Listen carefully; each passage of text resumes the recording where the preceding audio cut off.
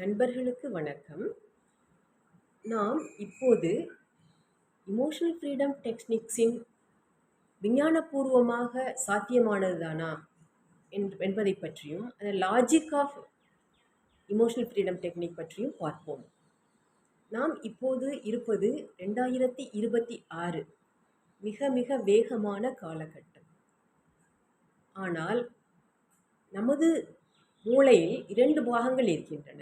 Prefrontal cortex and amygdala. இந்த prefrontal cortex படி சொல்லுகின்றபடிதான் நாம் எல்லா செயல்களுக்கும் தீர்மானங்களை எடுக்கின்றோம். நாம் வேகமாக பைக்கில் சென்று கொண்டிருக்கிறோம். எவ்வளோ அதுவும் நம்மதில் பசங்களை பற்றிலாம் சொல்லவே வேணாம், அவ்வளோ ஃபாஸ்ட்டாக போவாங்க. அப்போ போகிறபோது டக்குன்னு திரும்புகிறதோ சைடில் இது பண்ணுறோம், அதெல்லாம் டக்குன்னு டெசிஷன் எடுக்கிறது ப்ரீஃப்ரண்டல் கார்டெக்ஸ் தான் எடுக்கும். ஆனால் நமக்கு இன்னொரு மூளை இருக்குது, அது எமிக்லடா. அது எப்போதும் பயந்துக்கிட்டே இருக்கும். அதை எப்போ பார்த்தாலும் ஒரு சிக்னல் அனுப்பிக்கிட்டே இருக்கும், பயப்படுத்தி ஒரு சிக்னல் அனுப்பிக்கிட்டே இருக்கும். அதை டெசிஷன் எடுக்க விடாமல் பண்ணும் ப்ரீஃப்ரண்டல் கார்டெக்ஸை. அதை கன்ஃபியூஸ் பண்ணி விட்டுரும். இதனால நமக்கு ஸ்ட்ரெஸ்ஸு, பயம், கோபம், வெறுப்பு, என்ன அதீதமான ஒரு ஒரு உணர்ச்சிகள் தோன்றலாம். அந்த உணர்ச்சிகள் தான் நமது உடம்பை மிகவும் பாதிக்கின்றன. தீதும் நன்றும் பிறதரவாடா என்று நமது அவ்வை பாட்டி சொல்லியிருக்கிறார். அது மிக மிக உண்மை. நாம் இப்போ இருக்கிற 2026 விட்டுவிட்டு பின்னோக்கி போவோம். சற்று இல்லை, மிகவும் ஆதிகாலம், இரும்பு உலகம் என்று சொல்வார்கள். அப்போது காட்டில் வசிக்கின்ற போது மனிதனுக்கு இருந்ததுதான் எமிக்லடா. அப்போது அவனுக்கு ப்ரிடாமினண்ட்டாக இருந்ததா கடவுள் அருளிய மூளை எமிக்லடா தான். அது அவனுக்கு எப்போதும் ஒரு எச்சரிக்கை மனப்பான்மையிலேயே இருக்கும். ஆனால் அது தேவை அவனுக்கு அந்த காலகட்டத்தில். ஏன்னால் காட்டில் அவன் கூட்டமாக மக்கள் வசிப்பார்கள். காட்டு விலங்குகள் எந்நேரமேனா எங்கிருந்தாலும் தாக்கும். காட்டு தீ தாக்கும், எதிரி கூட்டம் தாக்கும். அவன் எப்போதும் ஒரு ஓடக்கூடிய அல்லது எதிர்த்து நிற்கக்கூடிய மனநிலையில் தான் இருக்க வேண்டும். ஃபைட் ஆர் ஃப்ளைட் என்று சொல்வார்கள்.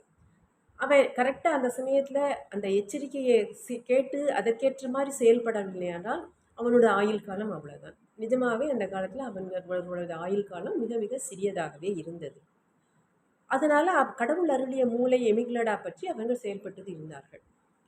ஈவன் அவங்க கூட்ட தலைவனே கூட எதிர்த்து போனோன்னா அவனுக்கு அவ்வளோதான் ஆயுள் முடிஞ்சிடும். அந்த அளவு இருந்த ஒரு ஒரு பயங்கரமான காலகட்டம். நாம் இப்போது விஞ்ஞானம் மிகவும் முன்னேறி நாம் இப்போது 2026 இருக்கின்றோம். நமக்கு எல்லாமே நமது டேபிளுக்கு சேர்கிறது. ஜொமோட்டோ ஆர்டர் பண்ணி ஃபுட்டு வருது, பிளிங்கிட்டில் போட்டிங்கன்னா கிராசரி வருது. நம்ம அதில் ட்ராவல்ஸில் புக் பண்ணால் எங்கே வேணாலும் போகலாம். ஃப்ளைட்டில் போகலாம், ஷிப்பில் போகலாம், ட்ரெயினில் போகலாம், எல்லாத்துலேயும் போகலாம்.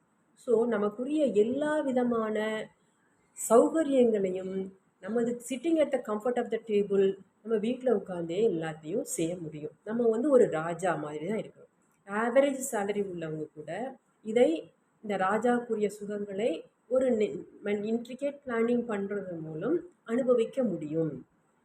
ஸோ இந்த 2026லையும் இதே எமிக்லடா ஆக்டிவாக இருந்ததுன்னா நம்ம ப்ரீஃப்ரண்டல் கார்டெக்ஸ் எடுக்கின்ற தீர்மானங்களை அது கன்ஃபியூஸ் பண்ணிக்கிட்டே இருக்கும். அதனால் ஸ்ட்ரெஸ் வரும். ஸ்ட்ரெஸ் வந்தால் தலைவலி வரும். தலைவலி வந்தால் கோபம் வரும். ஸோ மனசில் பயம், வெறுப்பு, அத்தனை உணர்ச்சிகளையும் அத்தனை வியாதிகளையும் நமக்கு கொடுத்து கொண்டே இருக்கும்.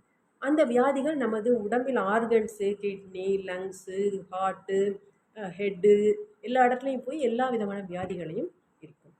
ஸோ இந்த வியாதிகளை குறைப்பதற்கு நாம் என்ன செய்ய முடியும்? நம்ம சில நமது வெளிமனதுன்னு சொல்லுவாங்க, கான்ஷியஸ் மைண்ட், உள்மனது, ஆழ்மனது, ரைட்டா? இந்த முகத்தில் சில 11 பாயிண்ட்ஸ், 11 நர்வு எண்டு பாயிண்ட்ஸ் இருக்காங்க. அந்த நர்வு எண்டு பாட்டும் கையில் கராத்தே சாப் என்ற போர்ஷனும் இப்படி தட்டிட்டு சில செய்திகளை நாம் பேசும்போது அந்த பாயிண்ட்ஸில் இருக்கிற அந்த நரம்பு வெளிமுனை அதை உள்வாங்கி நமது ஆழ்மனதிற்கு அனுப்புகிறது. அதாவது வெளிமனது உள்வாங்கி ஆழ்மனதிற்கு அனுப்புகிறது. வெளிமனது எஜமானன் என்றால் ஆழ்மனது ஒரு அடிமை. வெளிமனது இடுகிற கட்டளையை அது லாஜிக் அது கன்வின்ஸ் ஆயிருச்சுன்னா உள்மனது அப்படியே ஏற்றுக்கொண்டு செயல்பட தூண்டிவிடும். ஆனால் ஆழ்மனதை நம்ப வைக்க வேண்டியது மிக மிக முக்கியம். அதற்கு இந்த தட்டுமுறைகள் போது அந்த வாக்கியங்களை பேசி சொல்லுற போது அந்த வெளிமனதுக்கும் உள்மனதுக்கும் ஒரு நியூரல் பாத்வே கிரியேட் ஆகி அந்த செய்தி வந்து ஆழ்மனதிற்கு போய் சேர்கிறது. ஆழ்மனதிற்கு போய் சேர்ந்தவுடன் அது நமது வெளிமனது சொல்கின்ற கட்டளைகளை நிறைவேற்றுகிறது. இதுதான் லாஜிக் ஆஃப் இது. அப்போ இதே இது நீங்கள் வந்து ஃபிசியலாஜிக்கல் டேர்ம்ஸில் சொல்கிறோன்னா ப்ரீஃப்ரண்டல் கார்டெக்ஸ் வந்து எமிக்லடாவை பாசிஃபை பண்ணுது, சாந்தப்படுத்துது. ஸோ நமக்கு வர்ற அதீதமான உணர்ச்சிகள், கோபம், பயம், வெறுப்பு, ஆன்சைட்டி, ஸ்ட்ரெஸ்ஸு எல்லாத்துலேருந்து விடுபடுறதுனால நமது நோய்களின் பாதிப்பிலிருந்து நாம் விடுபடுகிறோம். இதுதான் லாஜிக் ஆஃப் EFT. நண்பர்களே, அடுத்த வீடியோவில் சந்திப்போம். நன்றி, வணக்கம்.